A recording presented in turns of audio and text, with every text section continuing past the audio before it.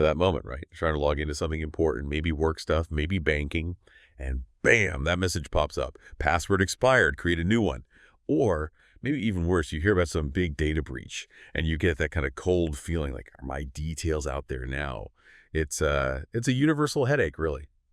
But it's also kind of your first line of digital defense. So today we're doing a deep dive into something absolutely fundamental in cybersecurity: password rotation. Yeah, and this deep dive, we're sort of framing it as, well, maybe a strategic look, a showdown even, between two main ways of doing things. You've got automatic password rotation on one side and manual password rotation on the other. Think high-tech robot efficiency versus, the human touch with all its good points. And let's face it, sometimes we forget things. Okay, so let's really unpack this. We want to get into the pros, the cons, and figure out exactly where each method really shines. The goal here is to help you understand which approach fits best in different situations. Absolutely. And what's so fascinating, I think, is just how foundational this stuff is. We're not just talking about small IT annoyances here. We're really digging into the core strategies for stopping unauthorized access, for protecting really sensitive information. It's about strengthening an organization's entire security posture. So yeah, understanding these methods isn't just like helpful. It's pretty vital. Okay, so let's start right at the basics then. Hmm. When we say password rotation, what exactly does that mean, and why is it called a fundamental practice? All right. So at its core, password rotation is just systematically changing passwords, usually on a set schedule, a predefined period. The whole idea is to limit the time an attacker has if somehow a password gets compromised.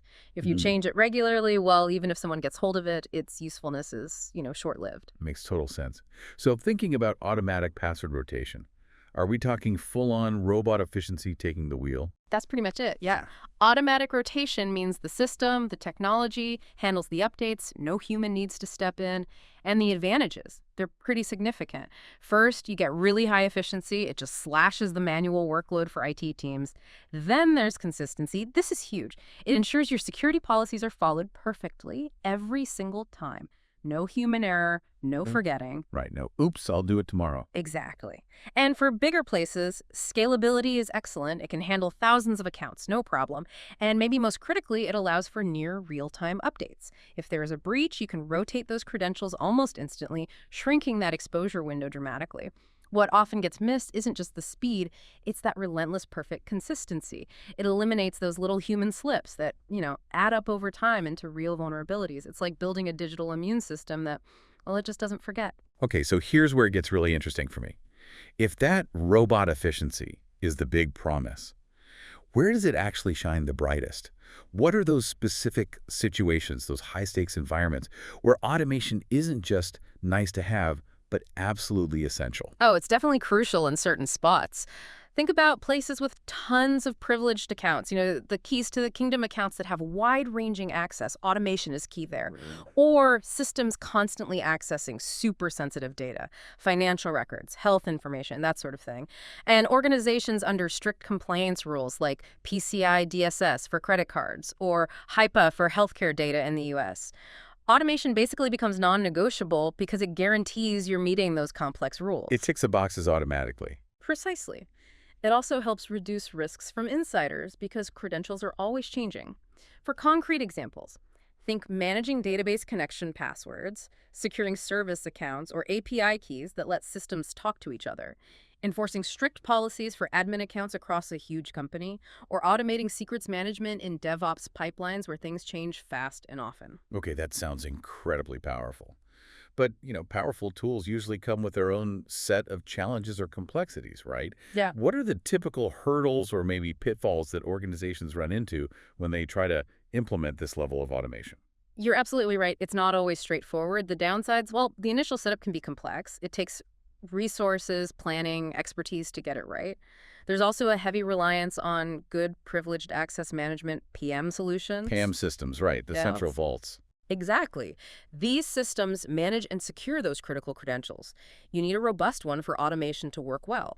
And, this is a big one, the potential for misconfigurations. If you set it up wrong, you could accidentally lock systems out or disrupt services. That's a real risk. And when you look at the leading PAM systems, what sets them apart is often how they simplify things like compliance reporting for GDPR, HPA, SOX through really detailed auditing. They also boost efficiency by taking over those repetitive tasks, and they proactively flag potential risks. It makes security feel more integrated, less like a chore.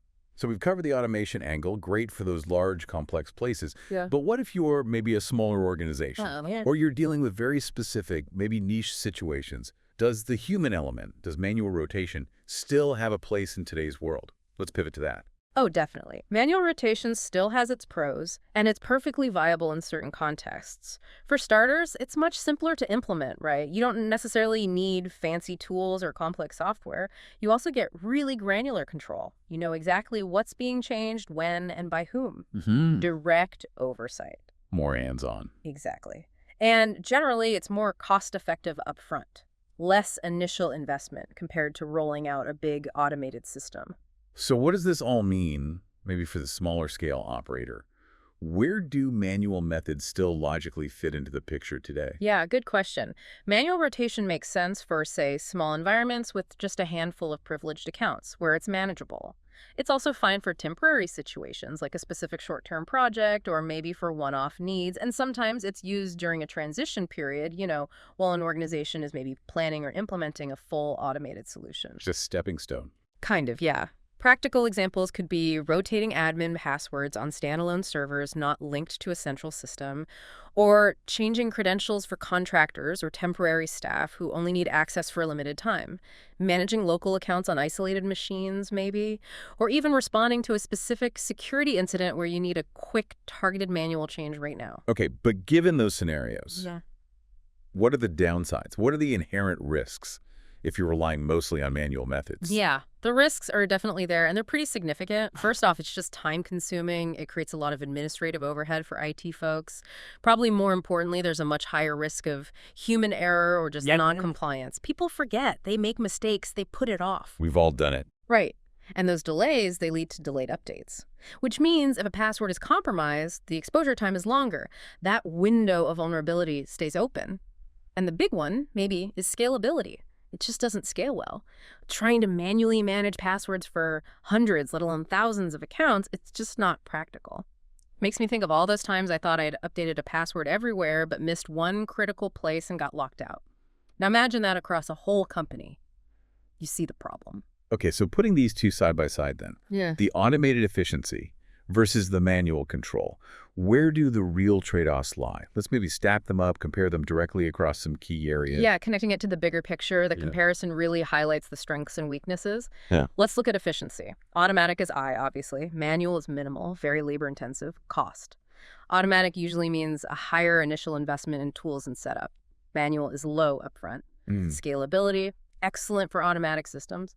Pretty poor for manual processes as things grow. Right. Security. Automatic tends to be stronger because it minimizes that exposure time we talked about. Manual is inherently weaker due to those human delays and potential inconsistencies. Compliance. Automatic often has seamless integration, built-in audit trails. Manual needs extra effort for oversight and documentation to prove compliance. More paperwork. Pretty much. Implementation effort. High for automatic initially, setting things up. Low for manual. And finally, error risk. Low for automatic since it's tool-driven and consistent. High for manual because, well, humans are involved. So you see, the choice isn't just about security tech. It's really tied up with your organization's resources, its size, specific operational needs, and how much risk you're willing to accept. Okay, those differences are pretty stark when you lay them out like that.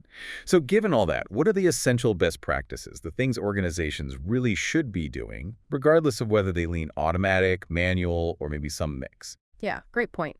Regardless of the methods, some practices just boost your security overall. For automation, definitely integrating with a good PAM system is almost essential for proper management and oversight. For both methods, you absolutely need to configure the rotation frequency based on risk. A super admin account might need daily rotation, a less critical one may be quarterly. It depends. Tailor it. Exactly. And all rotations, manual or automatic, must be logged meticulously. You need that audit trail for compliance and investigations. Setting up notifications is vital to alerts for failed rotations or anything unusual so you can jump on problems quickly. Always have a secure backup for recovery, just in case. If you are doing manual rotation, you need crystal clear documented policies. How, when, who is responsible, and train your staff thoroughly on those practices. Training is key. Hugely. Also, consider using temporary access credentials wherever possible instead of permanent ones. Least privilege principle. Document every change for accountability. And finally, regularly review how effective your whole process is. The threat landscape changes, so your practices might need to adapt too. That's a really solid list of best practices there. So, first, someone listening to this, trying to figure it out for their own place, how do they take all this information and actually apply it effectively to their unique situation? That's the million-dollar question, isn't it? Organizations really, truly need to sit down and assess their specific needs.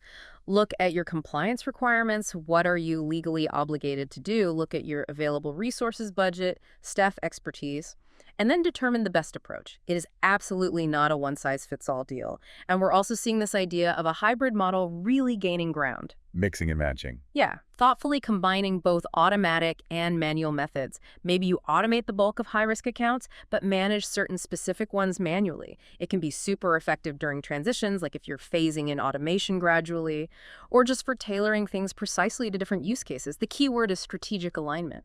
Make it fit your context. That's such a crucial point. It's not about finding the perfect answer that works for everyone. It's about making a smart, strategic decision based on your specific organization, your risks, your resources. Right. And this really raises an important question, I think, for you, the listener, to ponder. As technology keeps racing ahead and cyber threats get more, well, sophisticated and sneaky, how can organizations make sure their chosen password rotation strategy, whatever it is, stays effective? How do they keep it adaptable and resilient in this constantly shifting landscape? That's something we're thinking about.